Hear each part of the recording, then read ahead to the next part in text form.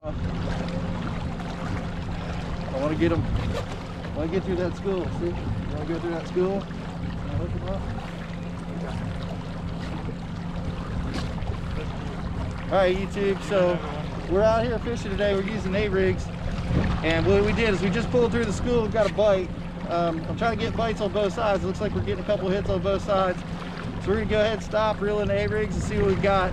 But I'm fishing today with my buddy Imran. It's been a while since we fished together. You've seen him in lots of videos before, so we're gonna get after it and see what we can do.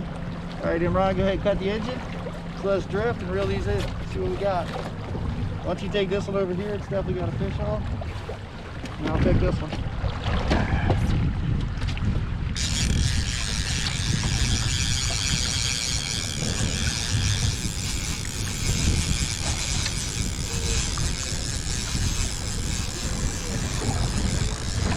One or two. Got a little one. What do you got? Bring him up. Oh, God, no, you let the good go. It's all good. It's just sand bass, man. Big sand bass. But you see what I mean? You don't stop. You just roll through the school. Yeah. Because if you don't stop when you got one, you roll through the school, you get a couple. And sometimes, like I've seen Ed catch 4 on a rig. Oh. That's what I was trying to do. Alright, nice little sand bass to start the day.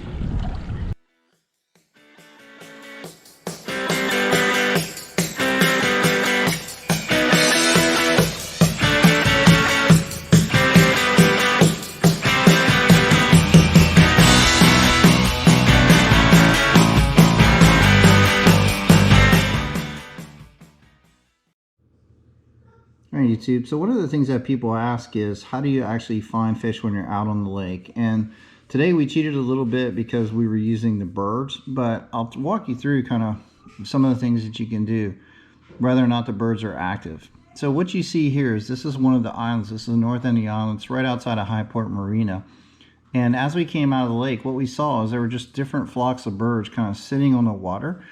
And in general, when the birds are sitting on the water, they know there's fish there feeding on bait, and they're just waiting for that bait to, or for the fish to put the bait, push the bait up to the top so that they can come and feed on the bait. So essentially what we did is we went along the edge and trolled our A-rigs, and we were looking for signs of fish. And there was a couple times where we ran over some pretty massive schools, and we actually could have stopped and dropped some jigs and turned on a thumper. But instead, we just tried to troll the A-rigs through them and see if we could pick up multiple fish at the same time. So that's one thing you can do, is you can go along the edges of these drop-offs where the water goes from super shallow to deep. It could be as low as 2 to 4 feet over here, and then it drops down into 45 to 50 feet right here. And because they have that, basically that wall to push the shad against, there's usually a lot of striper along that wall. This is another example of how you could use trolling effectively. So what you see here is there's a road bed that's going across a flat, and then you can see there's some submerged creek beds, and these creek beds are going to be a little bit deeper than the surrounding flat. So one of the things that you can do is you can either A, go along the road bed, or B, go down these creek beds and troll right down those creek beds just to see if there's pockets of fish. And once again, when you find a pocket of fish, then you can simply spot lock and drop some slabs, or spot lock and drop some bait, whichever one you have. But this is an easy way for you to effectively cover the water using trolling with either A-rigs or the HellPet combination that we're going to talk about. The last option I would say is when you have points like this, a lot of people will do a serpentine pattern and just basically make an S along the edges of those points. So what you want to look for are points that are sticking out along the creek beds. Those are good places. Again, you could travel the road beds, especially where the road beds are passing through higher and lower elevations. But either one of these 3 techniques, going along the edges over here, going along the road beds or the creek beds, or just doing serpentines along the points that are sticking out in the water, either one of those three techniques should help you find fish. And then once you find fish that are the right quality of fish that you're looking for, that's when you can spot lock, use your thumper, use your slabs, use your bait, and try and catch more fish. We're actually trying something a little bit different. We're doing an afternoon troll. I've got my buddy Michael here, and we just off High Fork, headed out of the island. Saw a bunch of birds working, see a bunch of fish about 50 feet of water. So we're gonna troll through here. We're gonna troll through here and see if we can get some bites coming in. See if we can catch some fish. Might even throw some top water here if we can get some fish working. So we got one A-rig down in the water, cruising about 30 feet. And we're just gonna continue to move around here underneath these birds and see if there's any big fish. Marks we are seeing are pretty good size.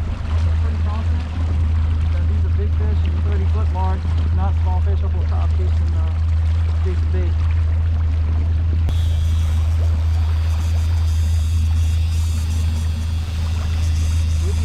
We're trolling through. We just passed these huge steel beds. So we're gonna see if we can pull that A-rig through them and pick up a couple fish on the way.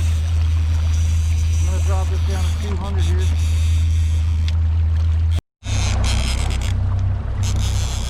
Alright, YouTube, so we're cruising through. We got 2 rigs out. We're in about 33 foot of water. Just hooked up on our first fish. We're gonna continue to keep the boat moving, keep the boat trolling. Try to drag an A-rig through the fish while they're here. They're still showing up on the graph pretty heavy. We'll keep reeling them in, see what we can do. Alright, little box fish. Yeah, I'll start going forward again. I'll turn the boat around the other way. Alright, YouTube, so unfortunately I lost one of my rigs, one of my A-rigs, so I'm going to actually hook up a different rig. This is called a HellPet. This is a Hellbender downrigger. And then it's got a leader to it, and then it's got a spoon that you can see is a pet spoon or a Tony Acetta. So I'm from the Chesapeake Bay area originally, and Tony Acetta was like the premier lure to catch striper. So what I'm going to do is I'm going to go ahead and just hook this on a loop knot. I've got it on 30-pound Missouri braid. I'm going to troll this behind the boat, just basically taking the place of the A-rig that I lost. I also added a 1.5 ounce weight just to really get this downrigger down deep. Because right now the fish are showing in about 25 feet to 40 feet of water. So I want to make sure this gets down there nice and deep. So I'm going to take this Tony Acetta, now I got it hooked up, just throw it behind the boat. Get on there? Yeah. Big. Box. Yeah, box fish. Huh? Thank you! Alright, just kick this forward.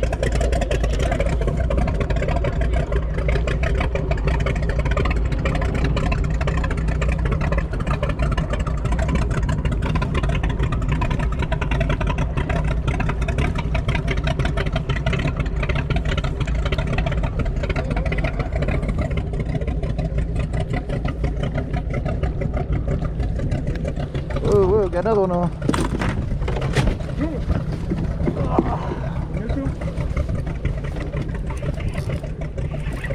There you go, reel this one in? That's on the other side, that's okay. It doesn't matter, man. Huh? It doesn't matter, we're fishing together. Oh, I got you. That's on the left side. Alright, YouTube, so we just got done reeling in one on the A-rig. Had to slow down and reel this one in, and then got another fish on the Tony Acetta. I don't know if there's one on that one or not. We're just tangled up with this one. We might have one on that crankbait too.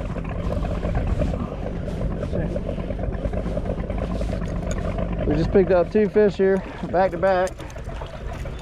So he has 1 hook. Yeah. So there's a little box on the Tony Acetta.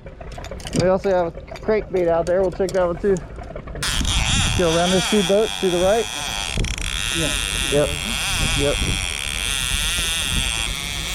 Alright, YouTube, so we put 2 in the boat back there, 1 on the A-rig, 1 on the Tony Acetta HellPet combo.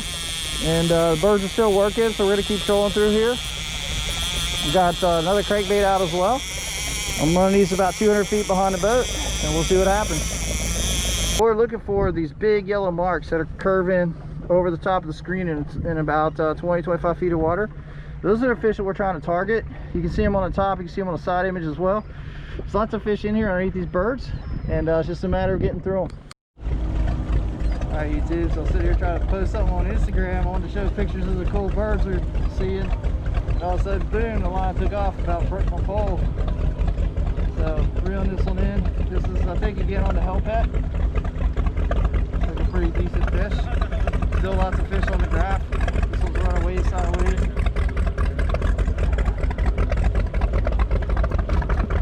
Get a little bit closer to the boat. Yeah, he's a nice little box.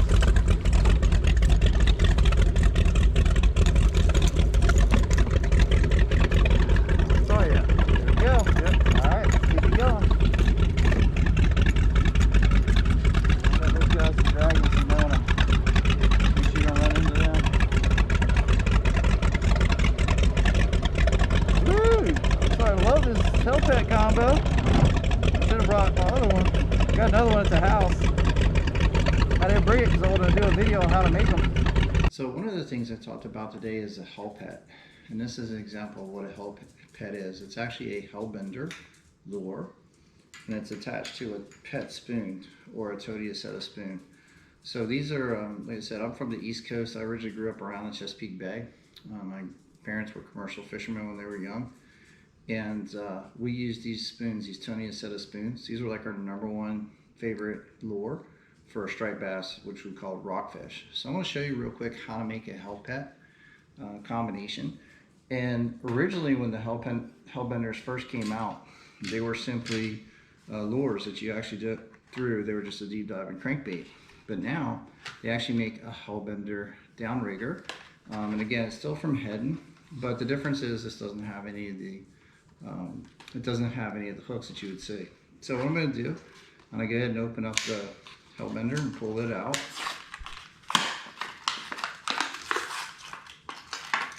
And as it comes out of the package, you'll see it's got the lure, no hooks. It's got this little spinner on the back, which I took off of mine, and that's pretty much it.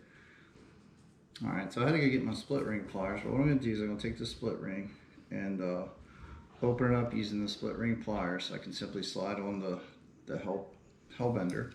So the first thing I'm going to do is I'm going to take in this first eye, just going to slide the split ring over to just get it started. And then when I have it partially started, I'm actually going to take the weight. So in this case, I'm using a 1.5 ounce to 1 1/3 ounce weight. We're fishing pretty deep, probably in about 40 feet of water. So you want the heavier weight to get you down deep to where the striper are. So this is the size you want to use. So I'm going to slide that on there too.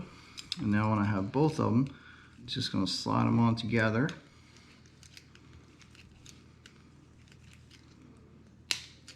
Okay. So there you go. Now you have the weight hanging on the Hellbender. So the next thing I'm going to do is I'm going to go ahead and cut a little piece of leader. I'm probably going to use about a 3-foot piece of fluorocarbon leader. Go ahead and cut that.